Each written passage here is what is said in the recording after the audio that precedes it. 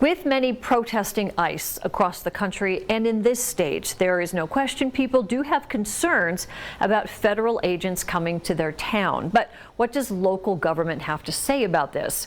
MTN's Vanessa Willardson spoke with a Montana state senator and a Billings city council member to learn more.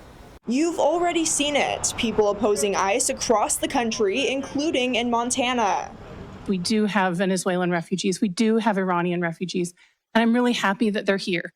But not everyone is against ICE, as seen in January 20th's Billings City Council meeting. I also know, for a very good fact, that we have people here who are not here legally. And I do want my children to be safe. I believe that the ICE agents are doing what they are doing by Constitution. Regardless of your opinion, there is very little city government can do about ICE, according to Billings City Council member Kendra Shaw.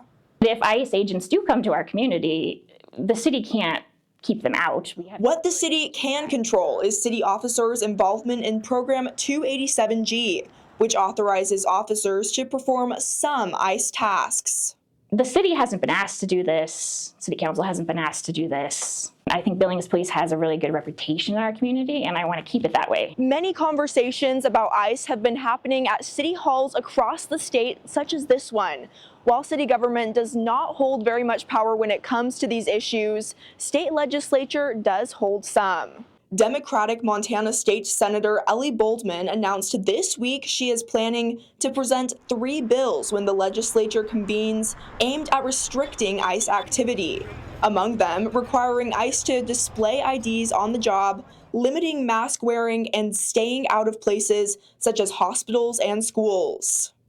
We cannot dictate what federal law enforcement does or doesn't do. Republican State Senator Barry Usher of Billings is among those who feel those bills are meaningless. Usher blames state lawmakers in Minnesota for the situation that the state is in, arguing the federal government has little choice but to intervene.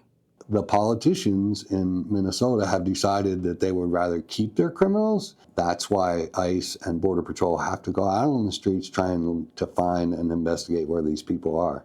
MTN did reach out to Senator Boldman Wednesday to discuss the legislation she hopes to draft, but she was unavailable. However, it's likely those bills would have to wait until next January at the earliest, when the next legislative session begins. If we all do what we're supposed to do, then it all works well.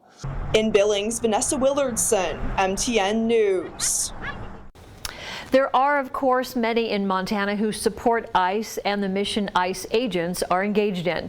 The Montana Department of Justice and 3 Montana counties entered into what's called a 287G agreement with the federal government. It's a partnership that deputizes law enforcement to perform some functions of federal agents.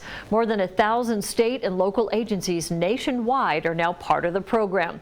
It operates under federal supervision, and proponents say the partnership are key to removing thousands of immigrants who are in the country illegally. By and large, we want to cooperate with the administration on this. We want to cooperate with ICE because it is a problem here.